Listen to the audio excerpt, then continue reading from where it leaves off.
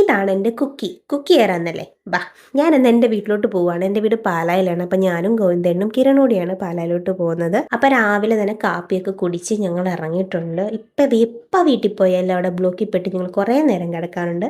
അപ്പം നേരെ ഞങ്ങൾ അമ്മയുടെ കടയിലോട്ടാണ് പോയത്. അപ്പം ഇതാണ് എൻ്റെ കുക്കിനെ കണ്ടപ്പോൾ തന്നെ എനിക്ക് ആദ്യം തോന്നിയത് ഒന്ന് ഗ്രൂം ചെയ്യിക്കാനാണ്. അപ്പം എന്തായാലും ഞാനും എൻ്റെ ചേട്ടനും ഗോവിന്ദേട്ടനും കൂടെ ഇവനെ ഗ്രൂം ചെയ്യിക്കാൻ കൊണ്ടുപോകാൻ. അവിടെ ചെന്നപ്പോൾ ഭയങ്കര പേടിച്ചാണിരുന്നത്. അവനെ ഗ്രൂം ചെയ്യിച്ചിട്ടുണ്ട്, പക്ഷെ അവന് പുറത്തിറങ്ങിയ പേടിയാണ്. അപ്പം എന്തായാലും കുറച്ച് താമസം ഉണ്ടെന്ന് പറഞ്ഞപ്പോൾ ഞങ്ങൾ ചെറുതായിട്ടൊന്ന് ചായ കുടിക്കാൻ പോയി. ചായ കുടിച്ചിട്ട് വന്നപ്പോൾ ഉള്ള അവസ്ഥ കുളിപ്പിച്ച് നിർത്തിയേക്കുവാണ്.